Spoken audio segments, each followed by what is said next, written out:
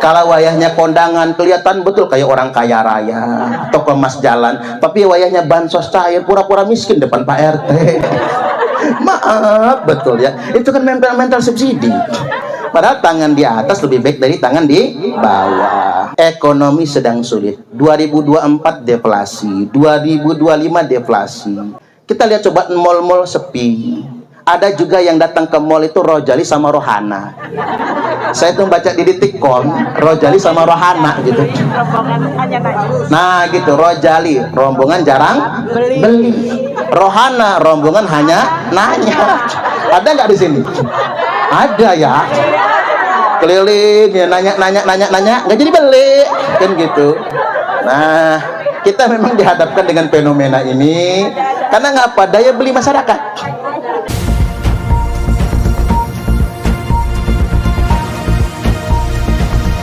Kita ini memiliki 4 pilar kehidupan berbangsa dan bernegara, yakni Pancasila sebagai ideologi negara, Undang-Undang Dasar Republik Indonesia tahun 1945 sebagai konstitusi, kemudian Negara Kesatuan Republik Indonesia NKRI sebagai sistem bernegara, dan kemudian Bhinneka Tunggal Ika, berbeda-beda tapi kita tetap satu jua, sebagai semangat kita, perekat kita dalam kehidupan berbangsa dan bernegara. Pilihan para pendiri bangsa dengan sebutan negara kesatuan itu pilihan yang sungguh luar biasa. Kalau kita coba ingin nisbatkan kepada ajaran agama secara spesifik, karena saya ustadz ya, kapasitas saya ngomongnya Islam. Nah, dalam konteks ini Nabi Shallallahu Alaihi Wasallam sudah mengalamatkan nanti di akhir zaman, kata Nabi, umat-umat beragama itu akan terpecah belah. Umat Islam, Yahudi, Nasrani, dan umat beragama yang lain. Nah, ketika mereka semua terpecah belah, hanya ada satu yang selamat. Nyebutnya firqatun najiyah. Kelompok yang selamat itu cuma satu. Apa kelompok yang selamat itu? Wahiyal jamaah. Yakni yang selamat itu al-jamaah. Apa itu al-jamaah? Negara kesatuan. Jadi al-jamaah itu bahasa Arabnya. Al-jamaah itu bahasa Arabnya. Bahasa kitanya negara kesatuan. Jadi hari ini kelompok yang paling selamat itu bukan madhab A, B, C, D. Bukan ormas A, B, C, D, bukan. Bukan karena ormasnya, bukan karena madhabnya, bukan karena warna apapun identitasnya. Tapi kelompok yang selamat itu yang paling setia dengan al-jamaah, yakni setia dengan negara kesatuan Republik Indonesia. Pilihannya sungguh luar biasa. Kalau kita ingin belajar, Amerika Serikat itu negara adikuasa. Bayangkan dia punya pesawat F-35, pesawat siluman yang tak terdeteksi radar. Jadi kalau dia mau ngebom istana negara itu bisa, istana negara kita, presisi, sampai ruang presiden bisa. Saking canggihnya pesawat itu. Cuman anehnya Amerika punya F-35, Iran punya rudal hipersonik. Nah, Indonesia paling banter ngirim santet. Paling banter. Waduh. Ngirimnya Banaspati lagi ya. Payah orang Indonesia ini. Ya, kita harus jadikan ini pelajaran. Amerika itu negara besar. Mengapa Amerika jadi negara adikuasa? Menguasai ekonomi. Bayangkan tarif pajak Donald Trump kemarin itu geger dunia internasional. Itu menunjukkan mereka punya kuasa terhadap ekonomi, punya kuasa terhadap politik, punya kuasa terhadap teknologi persenjataan. Mengapa? Karena jawabannya sederhana. Setelah saya identifikasi people, masyarakat Amerika, saya ulangi, masyarakat Amerika bersatu, nggak bisa dipecah belah. Menyusul kemudian negara yang juga kuat sekali, Rusia. Politik kuat, ekonomi kuat, persenjataan canggih. Mengapa Rusia menjadi kompetitor Amerika Serikat? Karena Rusia memiliki people yang kuat, masyarakat yang tangguh, tidak mudah dipecah belah. Menyusul kemudian yang berikutnya Tiongkok, Cina. Cina itu sekitar 30-40 tahun yang lalu negara yang susah sekali. Rakyatnya banyak, mau makan apa? Sekarang saja jumlah rakyatnya sudah 1,4 miliar, hampir 1,5 miliar, saking banyaknya.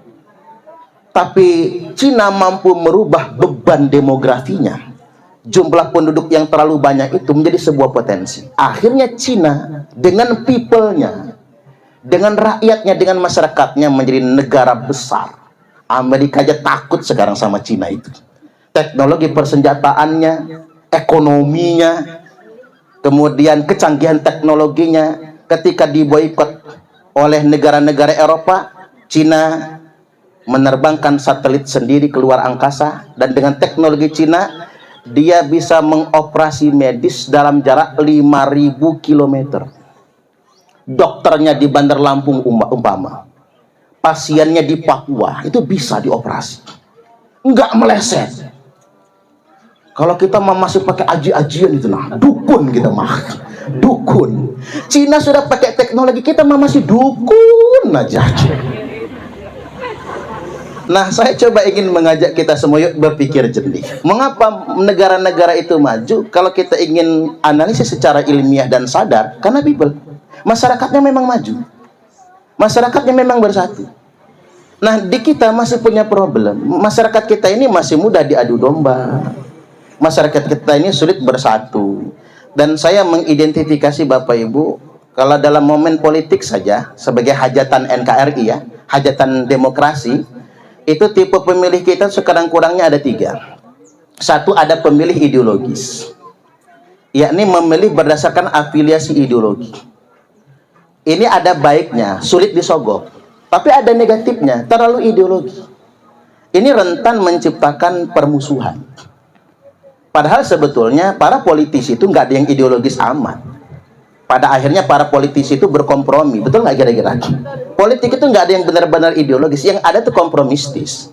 Akhirnya pemilihnya jadi kecewa, karena yang dia pilih berdasarkan afiliasi ideologinya ternyata tidak sesuai dengan apa yang dia inginkan. Dan ini juga hati-hati, karena faktor ideologi kadang-kadang bisa menyebabkan perpecahan, karena orang tidak mungkin sama satu sama lainnya. Kemudian yang berikutnya, pemilih yang fanatis, mengidolakan pilihannya. Dan ini cenderung juga, walaupun secara efek positifnya mudah dimobilisir untuk ke TPS, tapi ada negatifnya. Pemilih fanatis ini juga bisa menciptakan, berpotensi menyebabkan riak-riak di tengah-tengah masyarakat. Makanya tadi ada tukang becak sampai berantem gara-gara beda pilih presiden. Pada saat capres, padahal capres yang dia pilih belum tentu mikirin dia, betul nggak kira-kira? Ini karena saking fanatisnya. Dan kadang-kadang sampai konstruksi politik 2019 itu sampai muncul istilah terminologi cebong sama kampret gitu. Ini kan kerjaan pemilih yang fanatis. Ngapain sih kita terlalu fanatis begitu? Apa kata orang itu, siapapun yang kita pilih, kalau kita nggak kerja juga nggak makan, betul nggak kira-kira?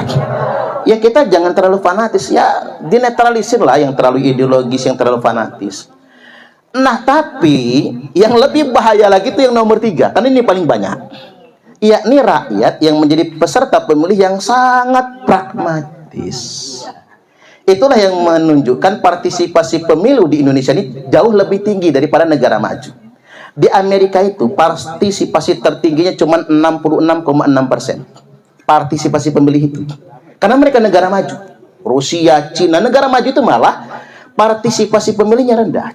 Tapi di Indonesia, jangan bangga dulu partisipasi pemilih di atas 80%, 90% kita ini. Itu belum tentu bagus. Karena ngapa? NPWP. Nomor piro wani piro. Karena dimobilisir sebetulnya.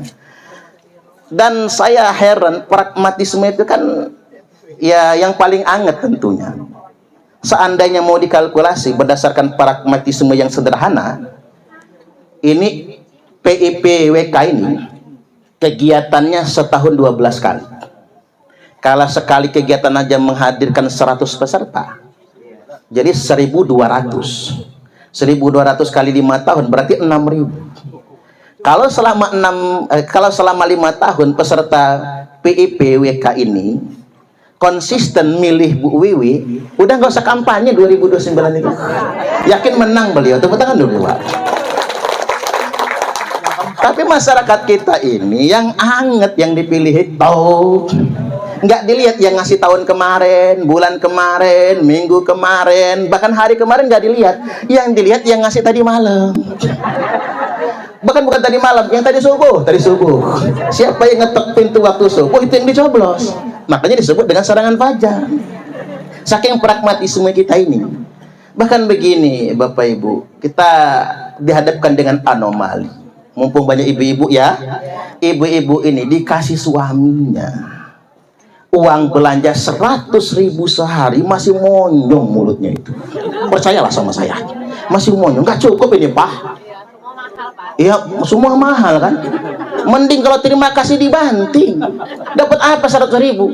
Tapi sebaliknya, kalau dikasih caleg 100.000 untuk 5 tahun, nyengir mak manik. Halo, ngaku lu ya. Ya kapan negara kita mau maju loh, Bu? Betul nggak kira-kira? Kapan negara kita mau maju? Karena mengapa suara kita, nurani kita digadaikan dengan uang 100.000? Buat apa sih uang 100.000? Jadi coba kita belajar cerdas lah. Kalau bangsa kita ingin maju, ya kita juga harus memiliki pemilih yang cerdas. Mau tidak mau sistem pemilu kita kan one man one vote, satu orang satu suara. Maka wakil rakyat yang baik akan ditentukan oleh pemilih yang baik. Kalau pemilihannya nggak baik, perilakunya nggak baik, maka kita juga akan mendapatkan pemimpin yang kurang baik. Wakil rakyat yang tidak baik, eksekutif yang tidak baik. Karena mengapa? Faktor pilihan kita. Makanya hindari pragmatisme. Nah sebaliknya, saya nggak mau cuman mengoreksi pemilih. Kita juga dihadapkan dengan perilaku pejabat kita yang nggak berkenan. Saya identifikasi ada 3 perilaku negatif pejabat di negeri kita ini. Yang pertama feodal, sangat feodal. Baru make sepatu, udah petantang-petenteng, udah kayak nggak punya level. Makanya saya suka lah sama Bu Wiwi, nggak malu saya ngaku saudara, karena beliau nggak feodal. Jadi low profile. Kita ini duduk sama rendah, berdiri sama tinggi, merunduk sama rata, berdiri tanpa raja. Jadi nggak ada yang lebih mulia di antara kita semua. Betul nggak kira-kira? Kita justru harus saling menguatkan satu sama lainnya. Rawe-rawe rantas, malang-malang tuntas, cancut taliwondo. Ngomongin cancut serem juga ya. Itu kan terminologi kebersamaan. Ringan sama dijinjing, berat sama dipikul. Saling menguatkan satu sama lainnya. Jadi kita mengoreksi watak-watak pejabat yang feodal. Kadang-kadang teman saya dewek, Bu, ikut pileg 2024, kepilih, mapas, langsung ganti mobil, turun mobil aja dibukain pintunya, gerak, wah, nggak apa-apa, karena punya ajudan, kan buat digaji ajudannya. Cuman Bu, jangan divideoin, divideoinnya itu, divideoin, ya temen Bu Wiwi juga lah sebenarnya itu, divideoin, bukain pintu sebagainya, terus update di Facebook, di Instagram, di WhatsApp, kan kelihatan betul Arab dindoro akennya itu, meriayeninya itu kelihatan. Udah sih biasa aja, betul nggak kira-kira? Orang Amerika itu kaya-kaya juga biasa-biasa aja. Mark Zuckerberg, ini anak muridnya Mark Zuckerberg semua nih, punya Facebook semua kan. Ini umatnya Mark Zuckerberg, itu kaya raya biasa, pakai kaos oblong, pakai celana biasa, celana dasar yang murahan biasa. Kita yang kadang berlebihan itu, baru berduit dikit, kondangan 5 jari dipasangin cincin semua. Gelang sampai ke siku, kalau berkipas kuncrang-kuncring, udah kayak ketimpringan. Maaf, pakai kerudung sengaja, betul ya, pakai oliontinnya segede pentolan bakso setan itu. Ya nggak usah juga begitu, Orang-orang kaya di Amerika, orang Cina itu, coba datang ke mall pakai sandal jepit loh. Cina-Cina sugih itu, jangan iri dengan orang Cina mengapa sugih, jangan sentimen. Karena mengapa?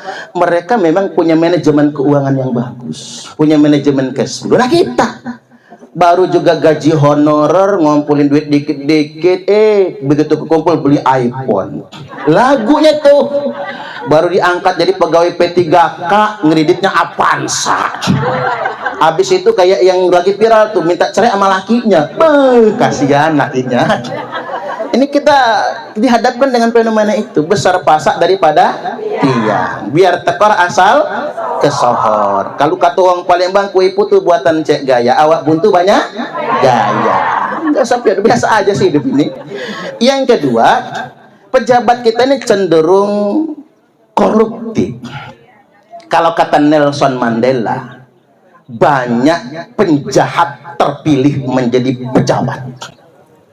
Penjahat itu tidak pernah membangun negara. Mereka hanya memperkaya diri, lalu merusak negara. Kata Nelson Mandela, penjahat itu tidak pernah membangun negara. Mereka hanya memperkaya diri sambil merusak negara. Itulah yang terjadi di negeri kita ini. Banyak penjahat-penjahat yang menguasai segala hal. Dia pura-pura pencitraan, seakan-akan pro rakyat, tapi pada kenyataannya dia merampok uang rakyat.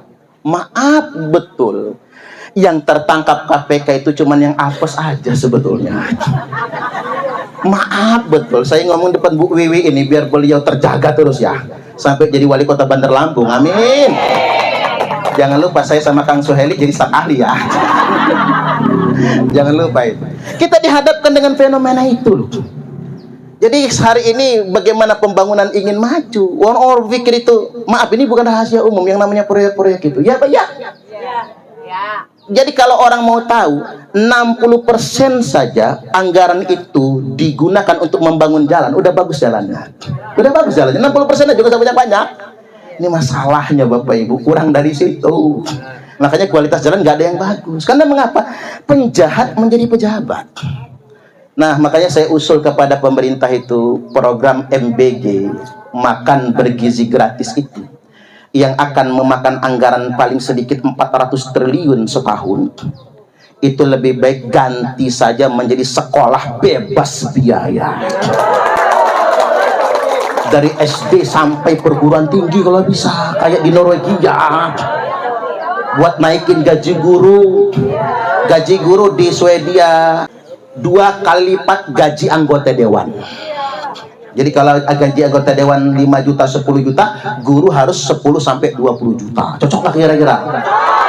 Nanti orang nggak rebutan nyalek tapi rebutan jadi guru. Wah, kan keren tuh.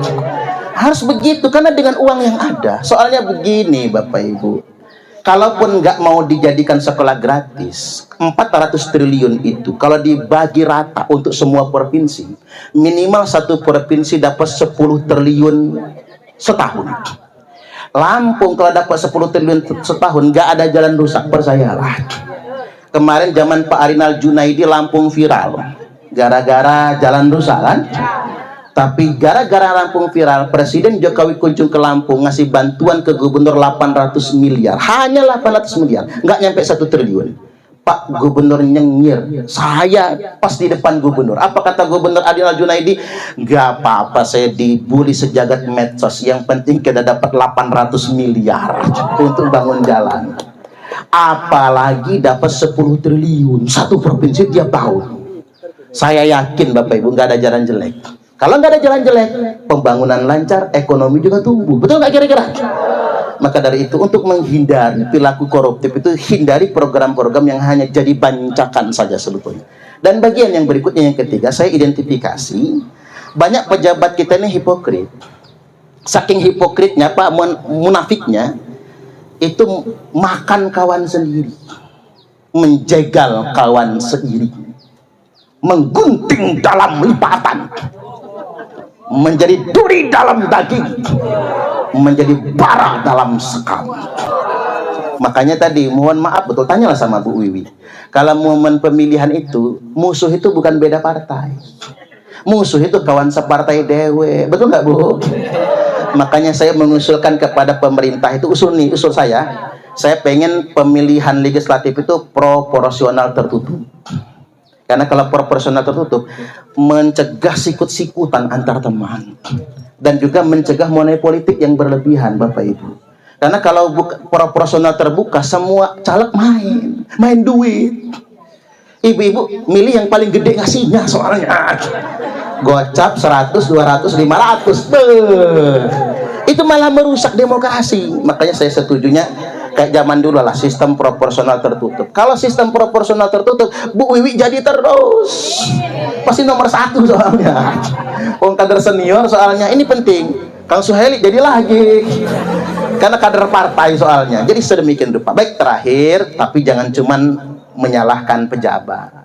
Kita juga rakyat ini juga salah. Mengapa salah? Saya identifikasikan masyarakat Indonesia ini, termasuk saya ya, punya kecenderungan bermental subsidi. Kadang-kadang rumah sudah gedong, lantai sudah keramik, masih nerima PKH. Kalau wayahnya kondangan kelihatan betul kayak orang kaya raya, toko emas jalan, tapi wayahnya bansos cair, pura-pura miskin depan Pak RT. Maaf, betul ya, itu kan mental subsidi. Padahal tangan di atas lebih baik dari tangan di bawah. Maka yang berikutnya saya ingin ingatkan, yuk kita berbagi. Ekonomi sedang sulit. 2024 deflasi, 2025 deflasi. Yang bisa menjelaskan deflasi Mbak Widya ya, deflasi. Jadi memang harga-harga itu cenderung turun, tapi daya beli masyarakat sangat rendah. Turun itu karena memang daya beli masyarakat yang sangat rendah sekali. Kita lihat coba mall-mall sepi. Ada juga yang datang ke mall itu Rojali sama Rohana. Saya tuh baca di Detikcom, Rojali sama Rohana gitu. Nah gitu, Rojali rombongan jarang beli. Rohana rombongan hanya nanya. Ada nggak di sini? Ada ya. Keliling ya, nanya nggak jadi beli kan gitu. Nah, kita memang dihadapkan dengan fenomena ini karena ngapa? Daya beli masyarakat. Nah, makanya yang ekonominya pas-pasan tahu diri, jangan besar pasak daripada tiang. Saya setuju dengan anak muda modern, generasi Z itu kalau menikah di KUA. Mereka nikah di KUA, cukup akad nikah, undang beberapa keluarga, makan-makan, habis itu mereka beli rumah. Uang digunakan buat beli rumah daripada buat hajatan, itu baru keren itu. Maka anak muda ini orang tuanya mendukung semua, kalau nikah yang murah-murah aja lah daripada banyak utang. Jeleknya orang kita ini kalau lagi nggak punya duit ngutang gula kopi ke warung tetangga, tapi wayahnya punya duit jajan ke Indomaret. Ada yang kayak gitu? Mana orang? Kalau di sini orangnya, Allahu Akbar. Kesimpulannya aja, gak usah yang panjang. Yuk kita jaga persatuan dan kesatuan. Jangan terlalu ideologis lah kalau milih itu. Juga jangan terlalu fanatis, jangan terlalu pragmatis. Bagi kita baik, kita pilih. Jangan gadaikan idealisme kita hanya dengan uang yang gak seberapa ya Bu ya. Yang penting kita jaga persatuan dan kesatuan. Jauhi semua ideologi-ideologi walaupun atas nama agama yang mendorong kita untuk berpecah belah, yang saling membenci satu sama lainnya. Kita jaga negara kesatuan Republik Indonesia. Kalau kita senantiasa terjaga dan bersatu, insya Allah kita bisa menyongsong tahun generasi emas 2045, Indonesia menjadi negara maju. Allahumma amin. Allahul muwaffiq ila aqwamit thariq. Wassalamualaikum warahmatullahi wabarakatuh. Waalaikumsalam warahmatullahi wabarakatuh.